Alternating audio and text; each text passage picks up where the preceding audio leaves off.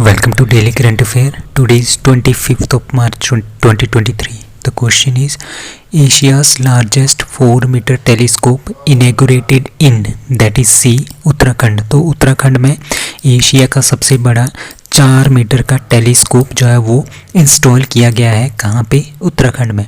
ठीक है, उत्तराखंड के कहाँ पे? देवस्थल नाम एक जगह है, वहाँ पे इसको इम्प्लीमेंट किया गया है ऑन 21 ऑफ मार्च. और इसकी हाइट कितनी है? 4 मीटर की है.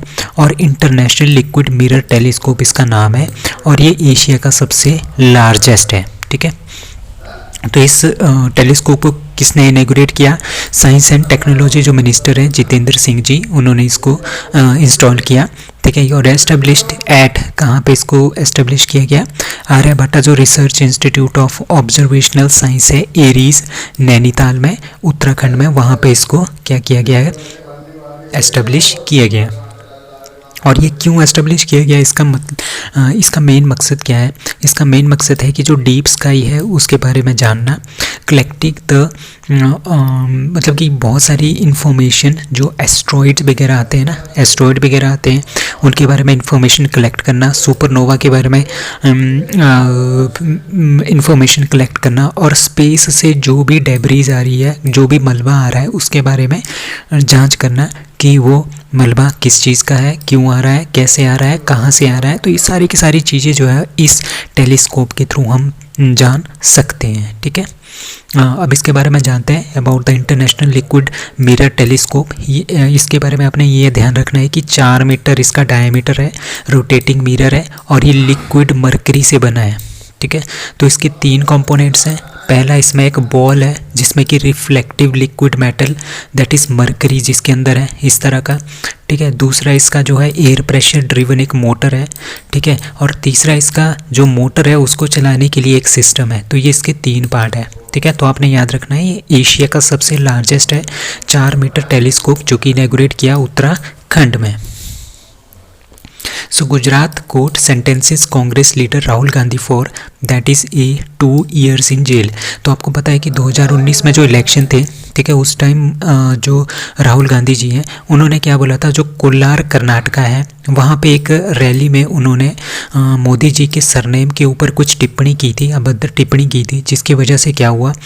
उन्हें जो है अब 2 साल की जेल जो है वो सुनाई गई है. किसने सुनाई है? सूरत जो गुजरात में है वहाँ का एक कोर्ट है, उसने उनको ये जो है 2 साल की सज़ा सुनाई है. ठीक है, तो मोदी जी के सरनेम के ऊपर उन्होंने कुछ बोला था, उसकी वजह से इनको ये क्रिमिनल डिफेमेशन केस के अंदर इनको गिल्टी पाया गया और इनको 2 साल की सज़ा सुनाई गई है. तो इसकी ओवरव्यू क्या है? Like the court also sentencing him the 2 years जेल. ठीक है, दूसरा क्या है? चीफ जुडिशियल मैजिस्ट्रेट थे H Verma convicted Rahul Gandhi under sections 499 and 500. ये दोनों आपने याद रखने हैं जो कि आईपीसी के सेक्शंस हैं. ठीक है, तो जो राहुल गांधी है उनको 30 दिन की क्या दी गई है? बेल दी गई है, ताकि अगर राहुल गांधी हायर कोर्ट में अपील करना चाहें तो वो इस टाइम कर सकते हैं. ठीक है, तो इसकी वजह से क्या हुआ? राहुल गांधी क्या है? पार्लियामेंट में एमपी है. कहाँ से? वायनाड पार्लियामेंट्री कॉन्स्टिट्यूंसी से एमपी है पार्लियामेंट के अंदर, जिसकी वजह से इनकी एमपी की सदस्य भी रद्द की गई है. ठीक है, Who won Asian billiards championship title? That is C Pankaj Advani. तो पंकज अडवाणी इंडिया के हैं, काफ़ी फेमस हैं, काफ़ी फेमस नाम है इनका पंकज अडवाणी का. एशियन बिलियर्ड चैम्पियनशिप जो है इन्होंने जीती है पंकज अडवाणी जी ने, जो कि दोहा कतर में हुई थी. ठीक है, उसके बारे में कुछ जानते हैं. ऑन मार्च 19 तो 19 मार्च को पंकज अडवाणी ने किसको हराया? ब्रिजेश दामिनी जो कि इंडिया के हैं, इनको उन्होंने 5-1 से हराया. ठीक है, और दूसरी बार लगातार दूसरी बार इन्होंने एशियन बिलियर्ड चैम्पियनशिप जीता है. पिछले साल भी इन्होंने ही जीता था. ठीक है, ओवरऑल इन्होंने 9th टाइम जो है ये एशियन बिलियर्ड चैम्पियनशिप जीती है. ठीक है, तो क्वार्टर फाइनल में इन्होंने थाईलैंड के प्रपोज सी को 5-1 से हराया था, और सेमीफाइनल में इन्होंने म्यांमार के पाउक सा को हराया था। और फाइनल में इन्होंने ब्रजेश दामिनी जो कि इंडिया के हैं इनको हराया। ठीक है, Advani has won 5 gold medal in English billiard singles in 2006 and 2010 Asian games, ये भी आपने याद रखना है। ठीक है, और वीमेंस सेक्शन में जो एशियन बिलियर्ड चैम्पियनशिप है वो चाइना की बाई युलू ने जीती है। उन्होंने फाइनल में पंचाया चनोई जो कि थाईलैंड की है उनको 3-0 से हराया। अब एशियन बिलियर्ड चैम्पियनशिप की जो टाइटल है, मैन विनर पंकज अडवाणी जो कि इंडिया के हैं, वीमेन विनर बाई युलू जो कि चाइना के हैं। Dash dash has become a member of BRICS new development bank. तो आपको पता है कि जो ब्रिक्स है उसका एक बैंक है, उसका नाम है न्यू डेवलपमेंट बैंक, जो कि 2014 में बना था। ठीक है, जो जब 2014 में मोदी जी सत्ता में आए थे तो उन्होंने सबसे पहले यही काम किया था। ठीक है, मोदी जी ने एक वो किया था कि हमें एक बैंक बनाना चाहिए ब्रिक्स के देशों को, तो उन्होंने न्यू डेवलपमेंट बैंक जो है वो बनाया था ब्रिक्स देशों के साथ मिलके। अब ब्रिक्स देशों में कितने देश हैं? 5 हैं, Brazil, Russia, India, China and south Africa. तो इन सभी का ये कॉमन बैंक है जिसका नाम है न्यू डेवलपमेंट बैंक। ठीक है, तो इजिप्ट, इसका नाम है इजिप्ट। तो Egypt has become the member of BRICS new development bank. तो न्यू डेवलपमेंट बैंक का ये क्या बना है? एक सदस्य बना है। कौन? इजिप्ट। ठीक है, प्रेसिडेंट जो है इजिप्ट के वो हैं अब्देल फतह अल सीसी, जो कि इंडिया विजिट किया था उन्होंने। कब किया था? रिपब्लिक डे पे ये चीफ गेस्ट थे। ठीक है, उसके बाद इन्होंने क्या किया है? ब्रिक्स के न्यू डेवलपमेंट बैंक में इन्होंने न्यू डेवलपमेंट बैंक के एक मेंबर के तौर पे इन्होंने सदस्यता ले ली है। अब न्यू डेवलपमेंट बैंक के बारे में जानते हैं। तो आपको पता है कि ब्रिक्स कंट्रीज़ जो हैं Brazil, Russia, India, China, south Africa.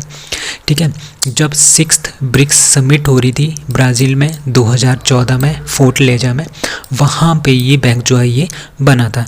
क्यों बना था? ताकि ब्रिक्स का ये अपना बैंक है, यहाँ पे सारी की सारी ये जो कंट्रीज़ हैं 5 कंट्रीज़ ये अपना पैसा इसमें डालती है, और जहाँ जहाँ पे भी हमने इनोवेशन करना है, ठीक है, जहाँ जहाँ पे हमने टेक्नोलॉजी का यूज़ करना है, जहाँ जहाँ पे भी जिस देश में भी फास्टर डेवलपमेंट की नीड है, इनोवेशन की नीड है, टेक्नोलॉजी की नीड है, वहाँ वहाँ पे एनडीबी जो है वो पैसा देता है। ठीक है, और इसका हेडक्वार्टर कहाँ पे है? शंघाई, चाइना में।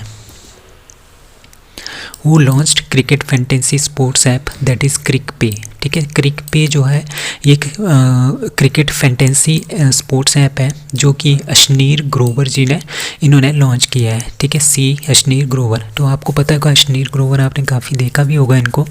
ये जो शार्क टैंक आता था इंडियन चैनल में, उसमें भी ये सीजन 1 में थे। ठीक है, उन्होंने क्या बनाया है? उन्होंने क्रिकपे एक न्यूली लॉन्च्ड एक ऐप बनाया है। ठीक है, cricket focused fantasy sports app है। ठीक है, जो 18 साल से ऊपर लोग हैं वो इसको चला सकते हैं। ठीक है, इसमें अपनी टीम बना सकते हैं। ठीक है, जैसे कोई आईपीएल का मैच होगा, ठीक है, आईपीएल का मैच होगा या क्रिकेट का कोई भी मैच होगा, ठीक है, उसमें हम क्या बना सकते हैं? अपनी एक टीम बना सकते हैं। अगर वो टीम सबसे ज़्यादा पॉइंट्स हासिल करती है तो उसको प्राइज़ मिलेगा। ठीक है, तो अबाउट अशनीर ग्रोवर के बारे में जानते हैं। तो आपको पता है कि अशनीर ग्रोवर क्या है? इंडियन एंटरप्रेनर है और को फाउंडर हैं बहुत सारे स्टार्टअप्स के। ठीक है, 2018 में सबसे पहले इन्होंने अपना एक स्टार्टअप्स लॉन्च किया था जिसका नाम है भारत पे, जो कि बहुत ही ज़्यादा फेमस हुआ था और सबसे फास्टेस्ट ग्रोइंग फिनटेक स्टार्टअप जो है ये इंडिया में बना था, जो कि जिसने यूनिकॉर्न स्टेटस जो है 2020 में गेट किया था, जिसकी जो वैल्यू है वो $1 बिलियन की थी। ठीक है, उसके बाद उन्होंने Grofer and Indian grocery delivery services का ऐप भी बनाया था। ठीक है, उसके बाद इन्होंने 3rd यूनिकॉर्न प्राइवेट लिमिटेड के थ्रू उन्होंने क्रिकपे ऐप जो है ये बनाया है। ठीक है, तो ये काफ़ी इंपॉर्टेंट है। जो क्रिकपे ऐप है ये किसने बनाया है? That is Ashneer Grover ji. India aims becoming global hub for green ship building by that is D 2030। तो इंडिया ने ये बोला है कि 2030 तक ये क्या बनेंगे? ग्लोबल हब बनेंगे, पूरे के पूरे वर्ल्ड के लिए एक हब बनेंगे। किसके लिए? ग्रीन शिप बिल्डिंग में। मतलब कि जो शिप्स हैं, जो समुद्र में शिप्स चलती हैं, उसको हमने ग्रीन बनाना है। ग्रीन बनाना है मतलब कि इसमें जो फ्यूल यूज़ होगा उसमें किसी भी तरह की हार्मफुल गैसेज जो है वो एमिट नहीं होंगी। ठीक है, उसको बोलते हैं हम ग्रीन शिप बिल्डिंग, ठीक है।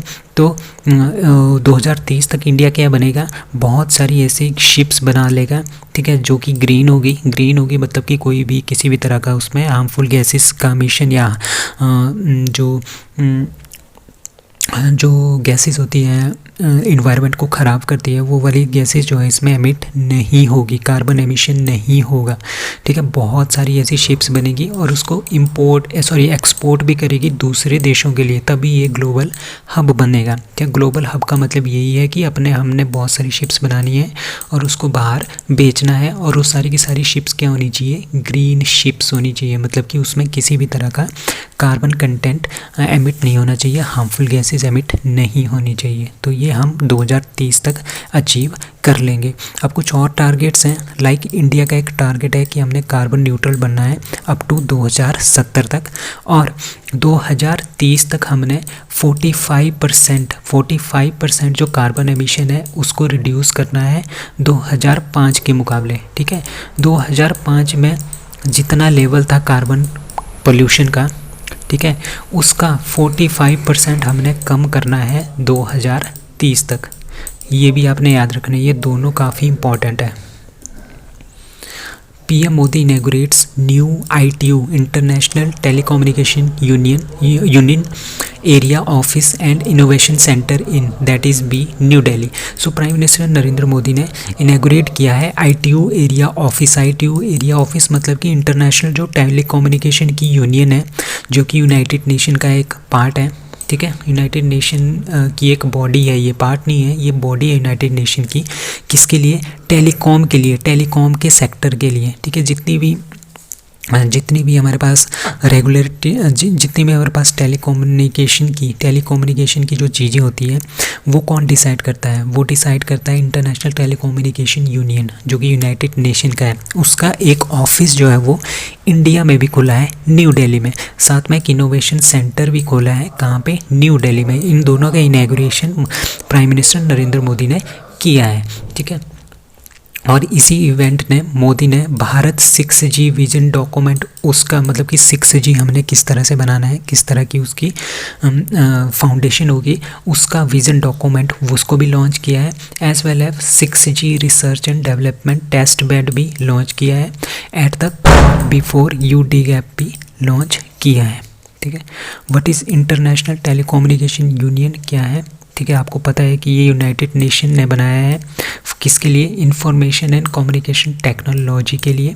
और इसका जो मतलब कि जो IT सेक्टर है और कम्युनिकेशन सेक्टर है, IT sector plus communication sector मतलब कि जो एयरटेल, जियो, जिस तरह से कम्युनिकेशन हो रहा है, ठीक है, टेलीकॉम हो रहा है, ठीक है, इनकी एक ये एजेंसी है, स्पेशलाइज्ड एजेंसी है, जिसका हेडक्वार्टर है जिनेवा, स्विट्ज़रलैंड में, ठीक है। So India and international telecommunication union के बारे में जानते हैं। तो इंडिया ने इसको होस्ट करने के लिए मतलब कि ITU का ऑफिस इंडिया में लाने के लिए मार्च 2022 में एक एग्रीमेंट साइन किया था, ठीक है। इसी के चलते जो ITU इंडिया का ऑफिस है, वहाँ पे इंडिया, नेपाल, भूटान, बांग्लादेश, श्रीलंका, मालदीव्स, अफगानिस्तान और ईरान के जितने भी चीज़ें हैं वो सारी की सारी कहाँ पे देखी जाएगी, इंडिया वाले ऑफिस में देखी जाएगी।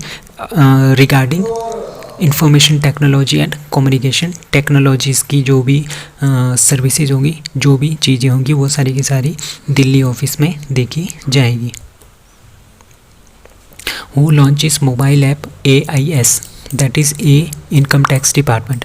सो इनकम टैक्स डिपार्टमेंट ने क्या लॉन्च किया है, AIS मोबाइल ऐप लॉन्च किया है, जिसका नाम है एनुअल इन्फॉर्मेशन स्टेटमेंट, ठीक है। ये लॉन्च किया है, कब लॉन्च किया है, 22 मार्च को ये लॉन्च किया है। ये एक मोबाइल एप्लीकेशन है, ठीक है। इसके अकॉर्डिंगली क्या होगा, जितने भी हमारे पास टैक्स पेयर्स हैं वो अपनी समरी जो है इस पर देख सकते हैं अपने टैक्स की। कुछ और ऐप्स हैं लाइक खनन प्रहरी जो इलीगल माइनिंग होती है किसी भी चीज़ की, कोयले की है ये, उसको ख़त्म करने के लिए, इलीगल माइनिंग को ख़त्म करने के लिए गवर्नमेंट ऑफ इंडिया ने इसको लॉन्च किया है। उसका नाम है खनन प्रहरी।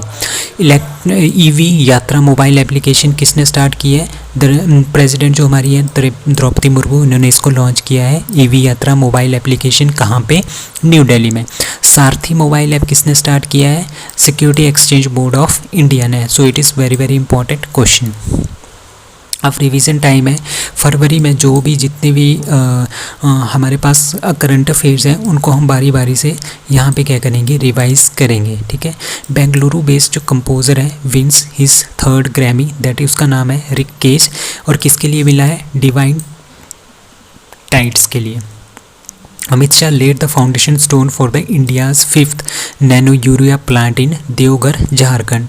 First G20 energy transition working group की मीटिंग कहाँ पे हुई है? बेंगलुरु में।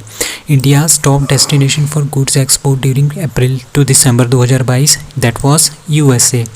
जीवन Raksha Padak award given to Jaipal Singh, Surendra Kumar, Buddha Ram Saini, ठीक है। इनैगुरल ये 3 है, बुड्ढा राम सैनी ये एक ही नाम है, ठीक है। इनैगुरल वुमेन अंडर 19 का जो T20 पहला T20 वीमेंस T20 जो पहला है अंडर 19 का, उसके विनर कौन है? India. First international financial architecture working group की मीटिंग कहाँ पे हुई है? चंडीगढ़ में।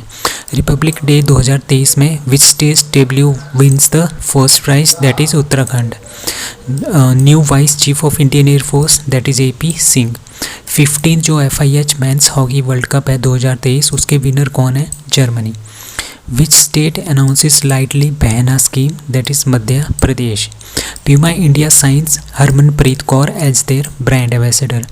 Author of the book the poverty of political economics is Meghnad Desai. Which city is the host of national child science Congress in 2023? That is Ahmedabad.